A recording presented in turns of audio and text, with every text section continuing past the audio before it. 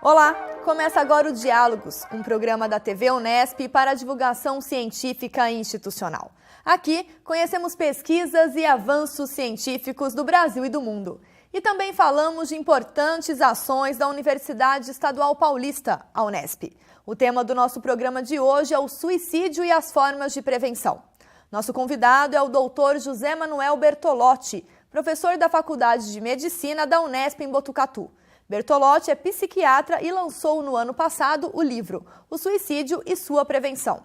Ele também trabalhou durante 19 anos na OMS, a Organização Mundial de Saúde.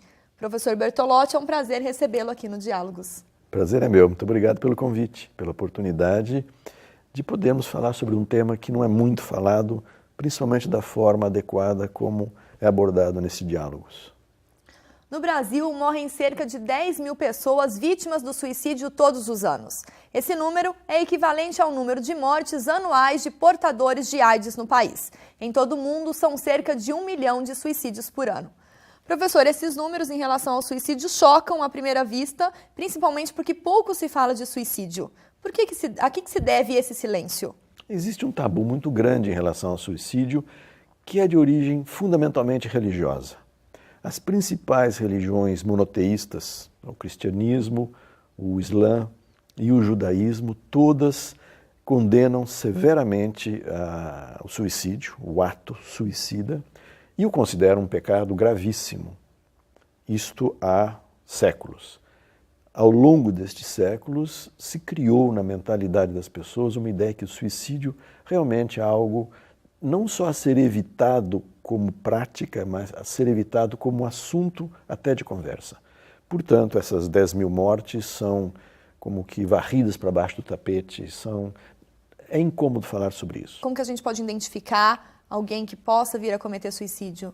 A maioria dos estudos sobre suicídio decorrem do que a gente chamamos de autópsia psicológica. São estudos feitos depois que o ato ocorreu, uma morte por suicídio ou de uma tentativa de suicídio, que em geral é parar num pronto-socorro. Esta forma de ver o suicídio, digamos assim, é a forma do pesquisador, do cientista.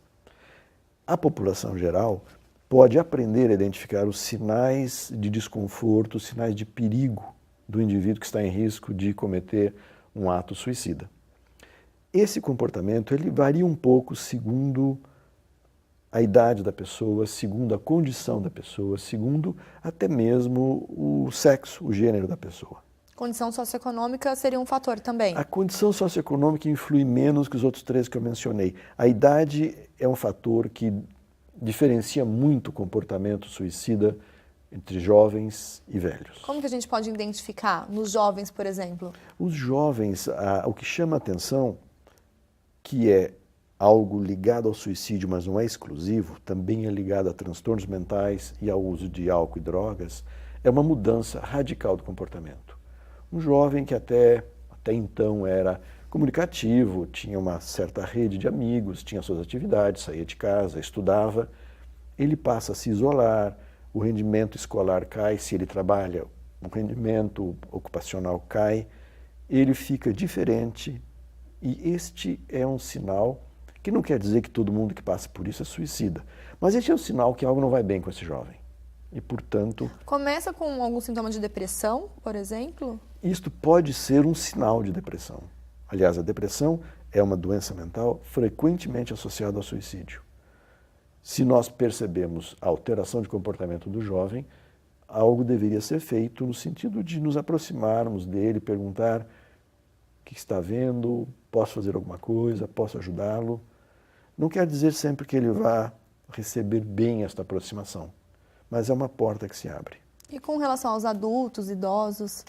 Entre os idosos, a diferença com os jovens começa que é muito mais acentuado o comportamento suicida de idosos do sexo masculino, os homens. Os homens são muito mais dependentes que as mulheres e um homem que fique viúvo leva uma vida muito pior que uma mulher que fique viúva. A viúva sabe cuidar de si, ela tem suas redes sociais, seus filhos, sobrinhos, netos, o que seja, e se cuida. Um homem sozinho viúvo é um indivíduo perdido.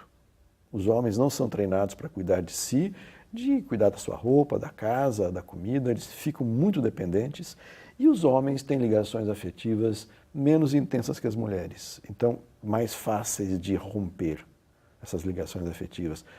Portanto, o idoso sozinho é um indivíduo que tem um risco de não enxergar contatos que possam ajudá-lo no momento de dificuldade. Certo, professor. No seu livro, né, O Suicídio e a Sua Prevenção, você identifica que é possível evitar que pessoas cometam suicídio. Quais seriam esses fatores de risco que a gente consegue identificar para fazer esse sentido de prevenção do suicídio? Em termos de prevenção, talvez o fator mais forte é uma doença mental. E dentre as inúmeras doenças mentais, há 3 doenças mentais muito frequentemente associadas ao suicídio, que são a depressão, de que já falamos, o alcoolismo e a esquizofrenia. Não quer dizer que toda pessoa deprimida, ou alcoolista, ou esquizofrênico vá se suicidar. Longe disso. Felizmente, é a minoria que acaba cometendo suicídio. Entretanto, das pessoas que morrem por suicídio, mais de 80% tinham ou depressão, ou alcoolismo, ou esquizofrenia. Ou seja, é muito frequente a associação. E aí é um tratamento psiquiátrico que faria, por ser uma doença mental. Exato, essas doenças são doenças que exigem um tratamento. A depressão é um pouco mais problemática, porque quando nós falamos de depressão pode ser usado no sentido muito leve. Ou estou deprimido hoje, meu time perdeu, fiquei deprimido. Isso não é doença. Agora, existe uma doença, a depressão, que é uma doença de base bioquímica, de base biológica, e que uma vez instalada, a pessoa não sai dela sozinha. Ela precisa de um tratamento ou psicofarmacológico ou psicoterápico. Entretanto, sem o tratamento, essa pessoa vai demorar muito tempo para sair da depressão, se é que sai. Tá, professor, e um pouco sobre o perfil dessas pessoas que possam vir a cometer suicídio, a gente conversa daqui a pouco. Pois não. O Diálogos vai para um breve intervalo e já volta. Fique com a gente.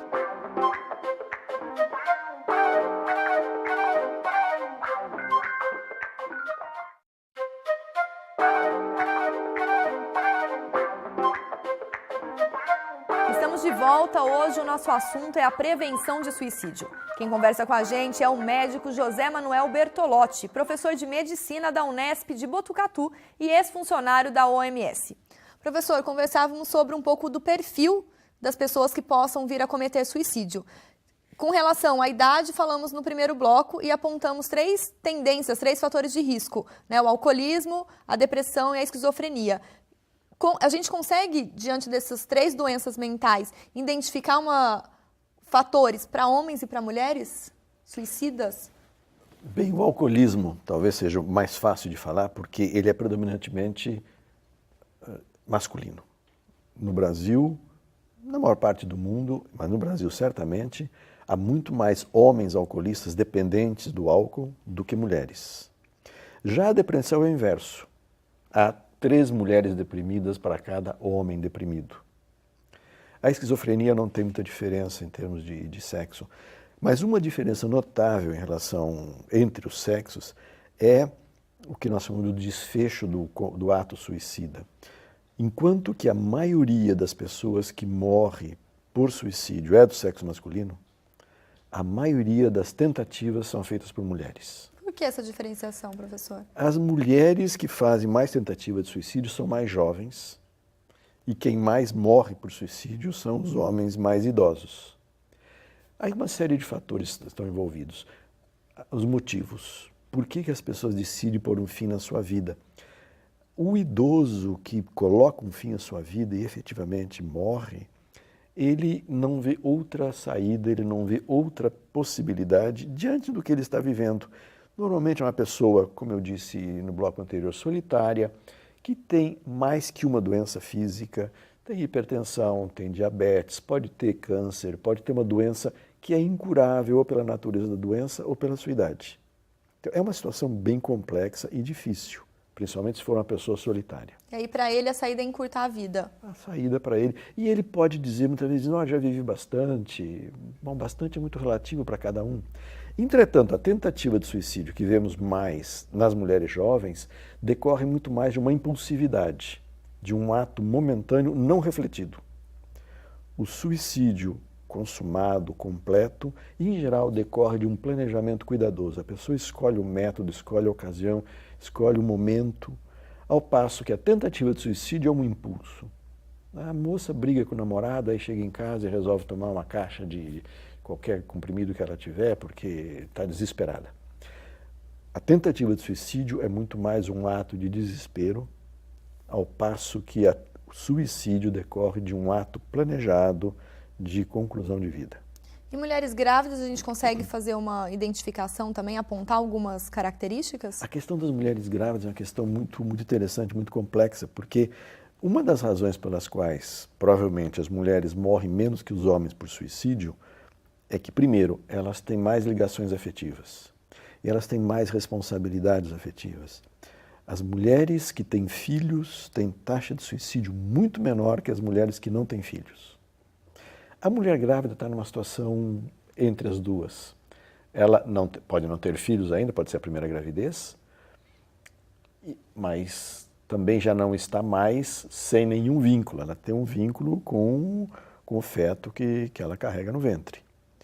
Mas muitas vezes a situação de gravidez, principalmente se é uma gravidez indesejada, se é uma gravidez de uma mulher sozinha, solteira, quanto mais repressiva for a sociedade, mais difícil é esta gravidez, e aí a gravidez se torna um fator de risco para o suicídio.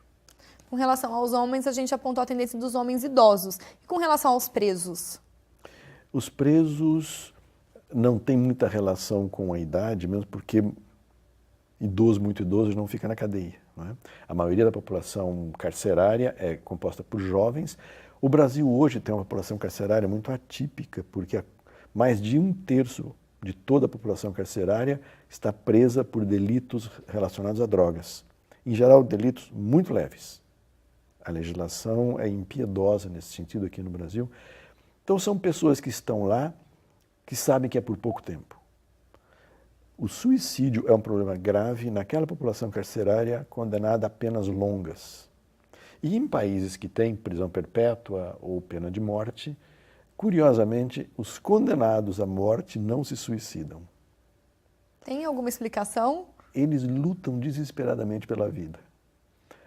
Agora, os condenados à prisão perpétua vivem uma situação de um futuro completamente inexistente. Então, para esses indivíduos, o risco é alto. A maioria dos países desenvolvidos tem programas muito cuidadosos de avaliação e de acompanhamento da saúde mental do presidiário, principalmente de penas prolongadas e de prisão perpétua.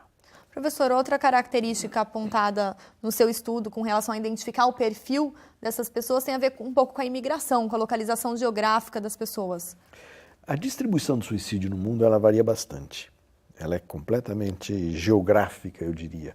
Se nós tivéssemos a oportunidade de ver um mapa aqui, nós veríamos que as mais altas taxas de suicídio estão num canto do mapa mundi, ali nos países bálticos, alguns países da antiga União Soviética. Ali as taxas são altíssimas.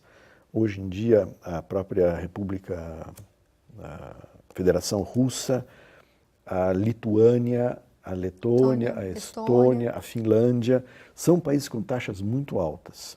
E essa taxa ela vai como que diminuindo, ela segue alta na direção da Ásia, China, Japão, Austrália, ainda tem taxas bastante altas. Entretanto, à medida que caminhamos para o leste europeu, as taxas diminuem, e no continente americano elas são consideravelmente mais baixas que na Europa. O que ocorre com a imigração é um fenômeno muito interessante, é que se diz que o imigrante leva com ele os valores culturais. E o suicídio é um valor cultural. Então, em locais, por exemplo, no Brasil, de imigração alemã, principalmente, são os locais que têm as mais altas taxas de suicídio no Brasil, que são bolsões do Rio Grande do Sul e do Espírito Santo, que são regiões tipicamente de imigração alemã. E uma relação com a geografia também é o clima. Isso interfere também? É curioso que, à medida que nós nos aproximamos do Equador, diminui a taxa de suicídio. À medida que caminhamos em direção aos polos, aumenta a taxa de suicídio. Não tenho certeza que seja uma questão puramente climática, embora haja um fator aí, que há uma forma de depressão, que é chamada depressão sazonal, que ocorre em pessoas que vivem em locais de pouca exposição ao sol. Então, os países justamente nórdicos, no hemisfério sul nós não temos isso porque essas regiões não são povoadas, na Antártida só tem pesquisador, né? Mas os países nórdicos que têm uma menor exposição ao sol têm uma taxa mais alta desta forma grave de depressão, que é a depressão por carência de luz solar. Nesses países escandinavos, há vários cafés, bares, com umas luzes mais fortes que os refletores aqui do estúdio, que as pessoas vão lá e passam 2, 3 horas tomando um cafezinho, que é para se expor à luminosidade, que ajuda a tratar a depressão. Então, mais que o clima, é a intensidade e a quantidade de exposição ao sol que pode ser um fator. Certo, professor. E no próximo bloco a gente conversa, então, como prevenir o suicídio e como ajudar essas pessoas. Pois não. Vamos para um breve intervalo e já voltamos. Não saia daí.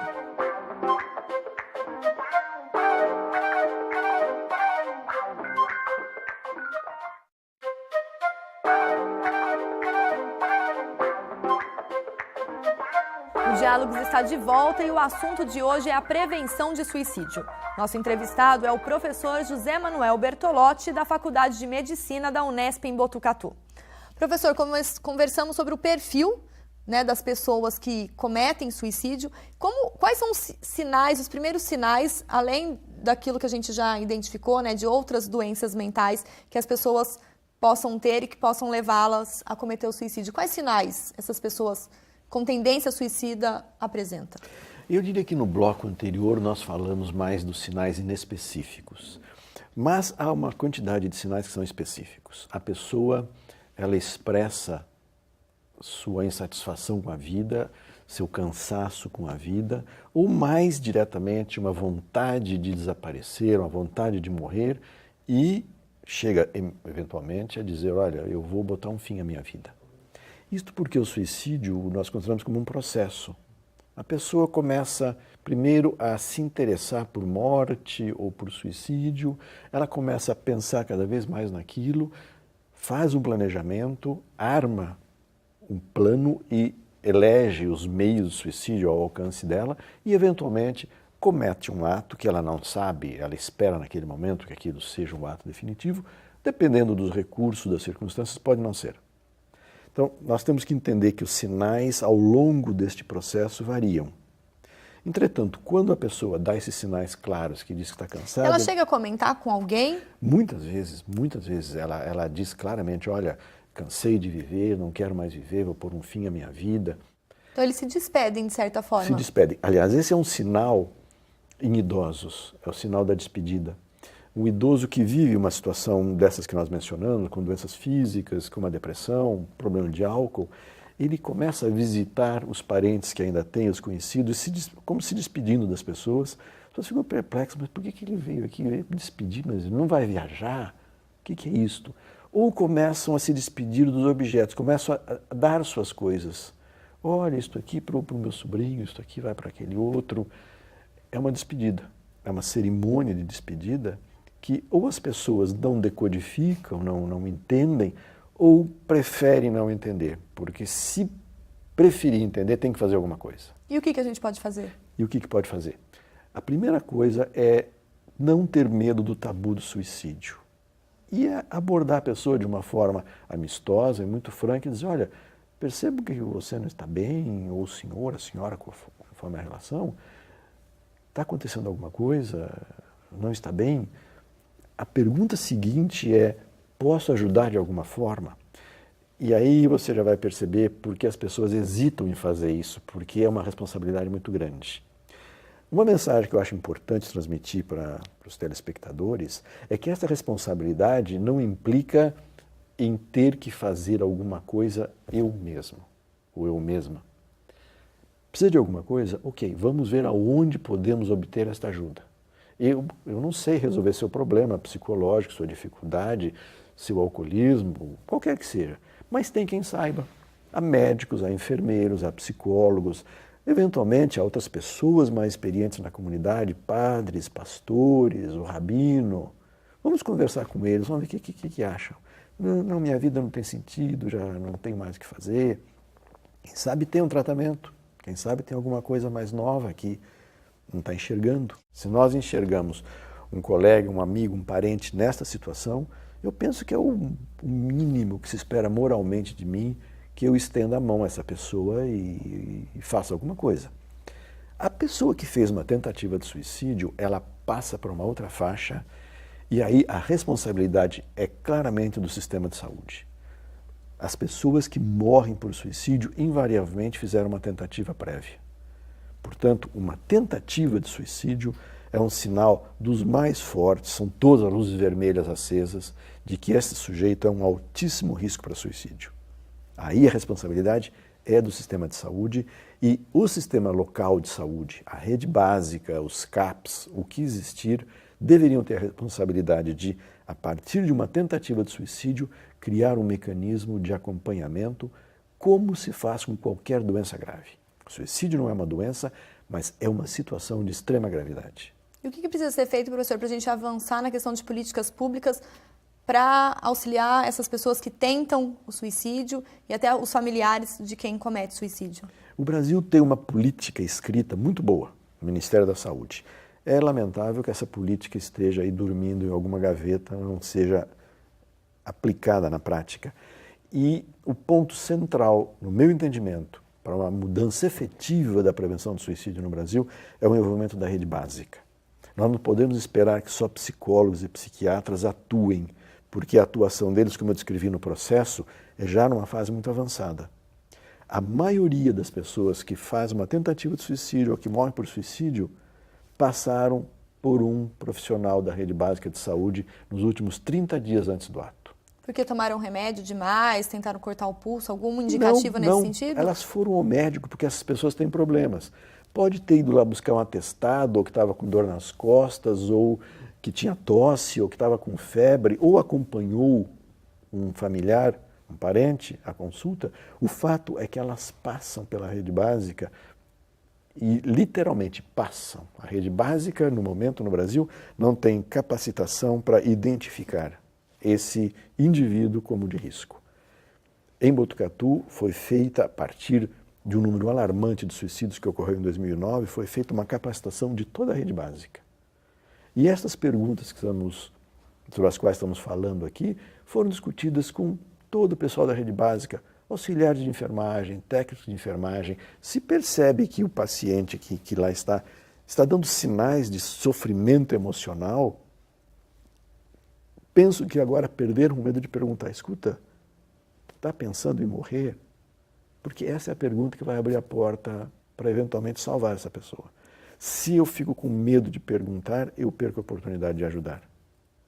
Professora, eu queria agradecer enormemente a sua contribuição, exatamente para a gente abrir a reflexão para um tema que é tabu e que é tão necessário de que se discuta as suas formas de prevenção. Muito obrigada. Eu fico muito grato pela oportunidade, porque penso que a imprensa tem um papel muito particular, não tivemos oportunidade de discutir aqui, mas a imprensa tem um grande papel na prevenção do suicídio e penso que isto que tivemos aqui é um exemplo. Se eu fosse professor de jornalismo, eu levaria essa entrevista para os meus alunos. Muito obrigado.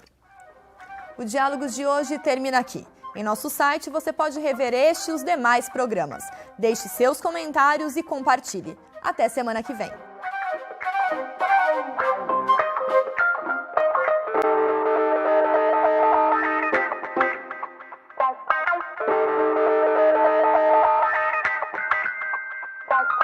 Bye.